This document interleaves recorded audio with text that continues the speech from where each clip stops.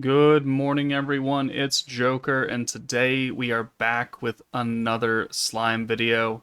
And today, the developer live stream just ended for the 2.5 anniversary part 2 events, and today we're gonna go right into it. So we have the global version up first because it has everything in English, right? The global versions also never have the same information fully as the JP ones, so we'll switch over to the JP stream as well. But first off, here is our meta right here. So we're going with a fantastical kind of mythical beast theme. No Rimuru yet. We know he's going to be here somewhere. It's a 2.5 anniversary. He's going to be here, one of these units. But we've got Milim and Veldora, which makes sense because their VAs were guests on the JP stream. And then we have Guy and Tiger Velzard back here. So interesting meta. Starting out with Milim, she's the DPS, Wind, so we're going to have an anti-water meta. So first skill, 15 points, alt damage, and weakness strike, 100% each for 15 points. That's pretty good. And then her second skill is a gimmick. So if you remember using Space Lumi on the Warriors Mind team, where if you had a certain condition, you could use a free gauge for the protector.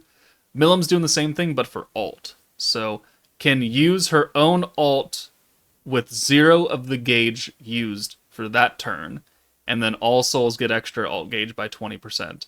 Available when the secret skill gauge is at least 100% and once per fight. So essentially what this means is that if you have an EX alt, and then you use this skill, you can use that EX alt and not actually have it wipe away your gauge. So then the next turn, you will still have an EX alt, or just an alt. It doesn't have to be EX.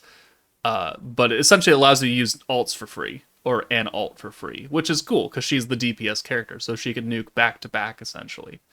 It's gimmicky, right? It's cool. I don't know if it's going to translate to other teams, because it's only for her, right? It's only for Milim. And she is single target as well, so not too much use in Valor. There could be some usage in Valor Cup that we'll have to test out, because nuking EX alts back to back or something, that'd be pretty funny. But she's single target, wind 510%, pretty standard, and we'll watch all the animations together once we get to that. Next up is Guy. So we had one demon missing from the primal demon meta, and they're like, we'll put him on the next one because he is also space. So that's funny. Also, Milim is magic. I don't know if I mentioned that, but we are in a magic meta. So Guy, skill 1, space and wind allies get 100% alt gauge, which works well because Milim, to use that skill, she needs 100% alt gauge. So here it is right here. Also giving it to space, which kind of overlaps with Warrior's Mind Rimuru. Kinda. And then decreases all targets' synergy resistance at the end of fight by 10%. So this is a stacking debuff. Not that they were going to be using this skill all too often, though, because this is a burst team. His second skill gives Exalted Champions and Primal Demon Force guaranteed synergy and 40% synergy power. So Exalted Champions is the new logo, is the new force, brand new force. Synergy, I think, yeah, it hasn't been touched since New Year's Blessing, so we were kind of due for it. But I really don't like these skills. I'm going to be straight up with you. I don't like these skills. Space and wind is, two elements that are not super strong. I know we just got space characters, so he'll work on the Primal Demon team, certainly. But synergy resistance and synergy power is not something the Primal Demon team wants in their current beatdown battle, because, the beatdown battle has so much synergy resistance, especially on Inferno 3. It's like 150% by the time you're ready to nuke. So trying to use it for this stage specifically is not good. But, anywhere else, you could certainly use him just fine. And he'll work because he's giving Blanc extra alt. He's giving Diablo extra alt gauge. It's just that synergy for the past, 3 months has been nerfed, right? They don't want you using synergy. So we haven't had any events that need synergy until now. He is AoE space magic, so he's the equivalent to Diablo, but magic, I guess. And then he lowers defense by 15% on his ult. So, okay, cool. Moving on, we have Protector Velzard. And for some reason, they just don't give Velzard battle units anymore. Because the last one we got was, what? Fire Velzard for Christmas? Somewhere around there. She only has protectors now, right? She's got Warrior's Mind Protector, she's got Vengeance Protector, and now she's got this Protector. But she seems to be the best unit out of the three, by far, because she gives Drago to all allies. And then she gives all element buff by 50% to all allies. And then she changes literally every single orb to green. So it's not even like a 3 green and 3 orange to 6 blue. It's just whatever hand you have, it's blue. It's green now. You could have 6 oranges for all I care that are all greens. So she is a very, very powerful, very, very generic protector. And that is going to give her a lot of staying power in the future for pretty much any green team. And if you don't know what Drago is, I did, before recording this, record a little segment kind of explaining what that does. So let me pull this up. Yeah, hold on. Oh. Yeah. Okay. So we have this Predator battle, right? We have Milim here, who is currently the only character with the Drago effect. And if we take a look, so this is her stats right here. So she has 80% attack, and she has 6% attack right here from the trait, guaranteed synergy. All right, so if we use some buffs right here, we'll go back and look at her. And now she has, the attack. She has space attack 50%, which is her own skill, and then she has 100% magic attack, and then 40% crit damage. And this is just baseline, right? And now, if we continue on, and we apply the Drago effect now, which gives her extra attack for 1, but also the actual effect itself, Drago, for 1 turn, and we go back to the skills, they have increased. So now we have 96% attack, 7.2% attack from the trait, 60% space attack, 120% magic attack, and then crit damage 48%. And then this attack buff came from the actual Drago skill. So what it does is it increases the power of any buff placed on an ally. And since Velzard is giving it to everybody, it means that everybody is going to have increased buffs. And that 50% buff that she's giving right here is actually a 60% buff, because it's going to be the same as this space attack right here that Milim's giving herself. It was 50 to start. With Drago, it's now 60. So any buff you put on the characters are going to be just a little bit better. Thing to note is that it does not affect ults. It does not affect orb damage. So if like a skill does 100% extra damage for blue orbs or orange orbs, that will remain the same. Ult damage will remain the same because it's not buffing the character, it's buffing the ult orb itself. So this 80% we have from Guy or whoever is still 80%. And it does not affect debuffs on the enemy if we had any in this Predator battle. So it only affects straight on buffs applied to the character itself. But it still means that, magic attack, physical attack, crit damage, synergy power, weakness strike, straight up attack buffs, these are things that will be enhanced by the Drago skill. And it's good. It's good because it makes your unit stronger. And it's generic. It's not only magic characters, or only physical, or only exalted champions. It's literally everybody gets Drago, everybody gets element buff. And that element buff is already going to be better than what that says on paper because of Drago. And she's changing all 6 orbs, regardless of what color they are, into greens, which means that she is fantastic for pretty much anything that you need a green team for, or it can even try and use a green team for. So I'm not too big on Milim and Guy, to be perfectly honest. Milim being the DPS will fall off. Guy is hyper limited. But Velzard is good. And I would probably, without having used them at all, because they come out in roughly 13 hours, I would say you should probably at least try and summon for Velzard, because she will give you a lot of long-lasting value in the future. Then we have free-to-play Veldora.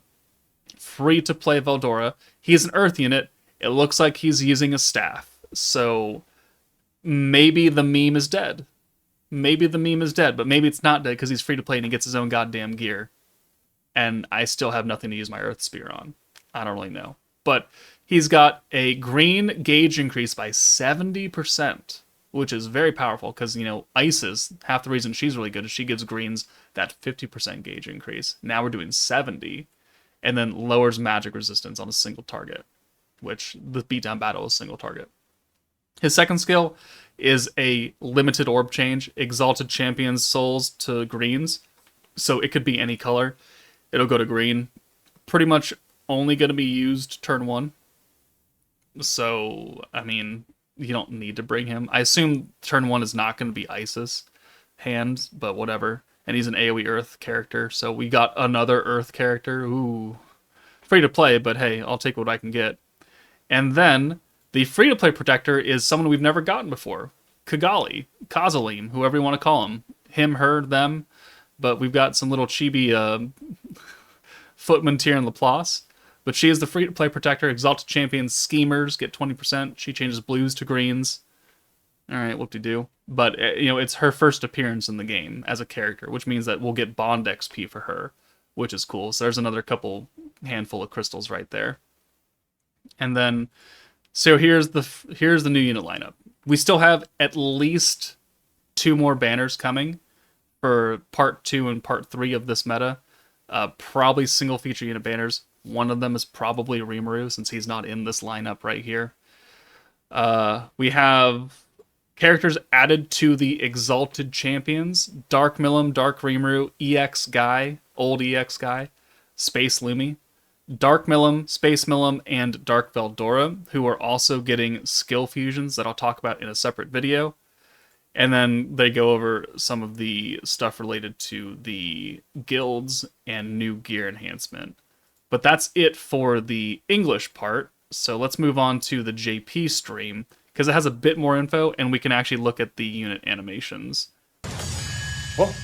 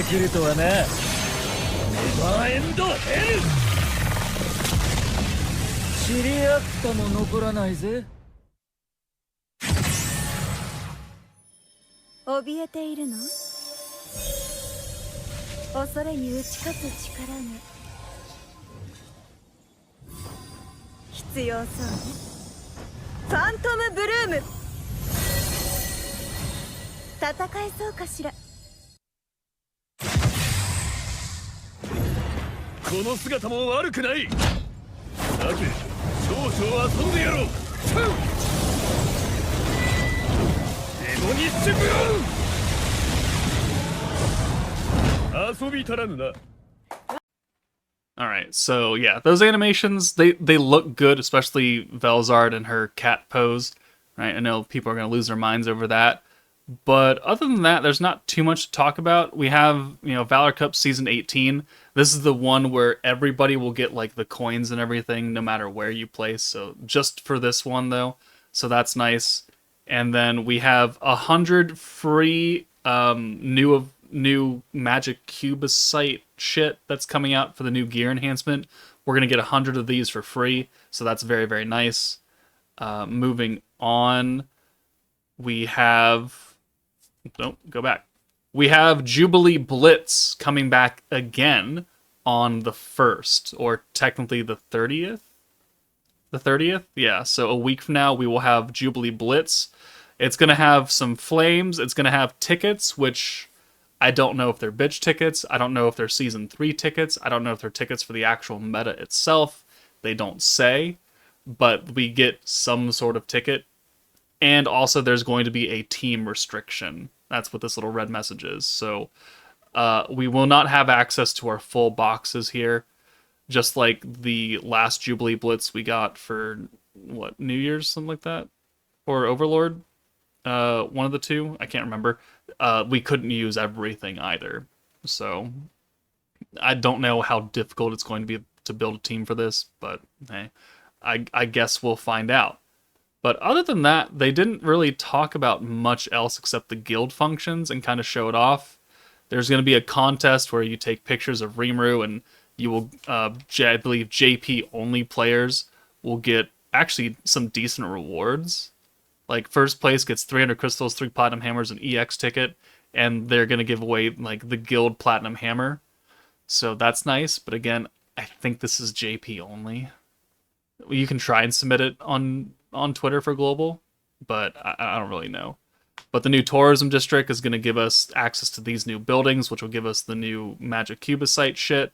There's going to be development quests that give you autogram emblems, so I will take more of those. We've got a login bonus that's going to give us gold for Golden Week, right? So we've got gold coins, we've got the level up stuff for the guilds, and we have 4-star gold tickets. So that's very cool.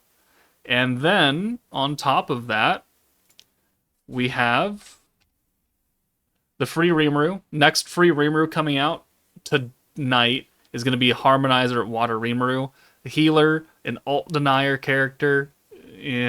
His value is not as high as I would like, but it is what it is. He does have a skill fusion, which makes him a little bit better, not by much. But he is free more than anything.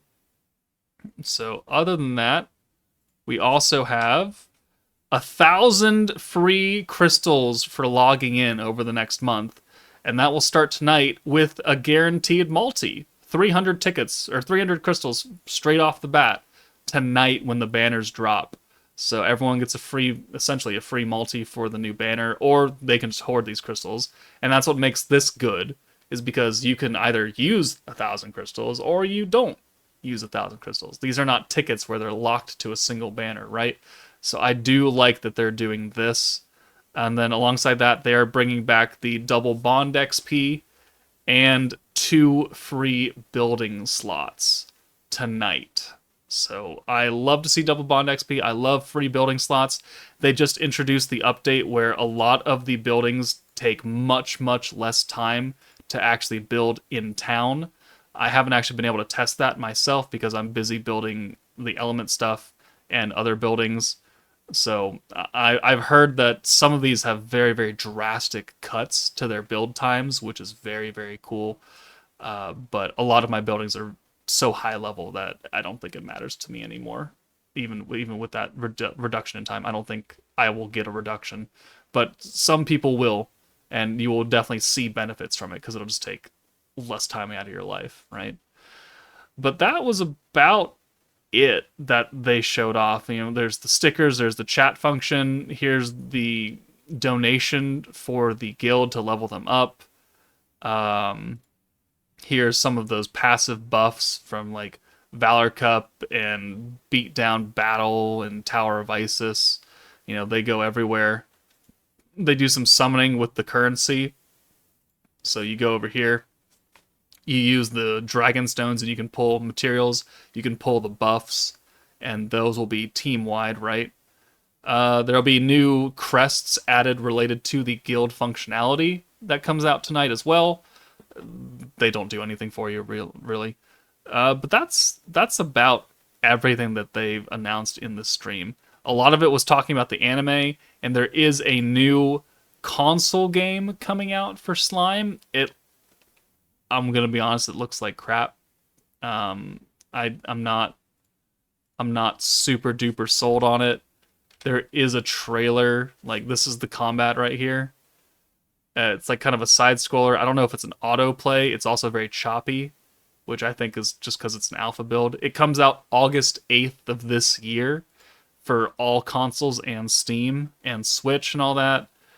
I'm not really sold on it. But hey, have at it. It looks to be kind of like a play-as-you-go game. But that's it for the stream, guys. That did not too much information announced. We know that Jubilee is coming soon. But let me know what you guys think about the new unit kits. Are you, do you like the team? Do you not like the team? The animations, I think, look good, though. But I think Velzard is, on paper, definitely worth summoning for. But we'll have to see. So that's it for me, guys. Take it easy, and I will see you in 13 hours from now. As of this timestamp right here is when the banner drops. 13 hours. So I will see you all then.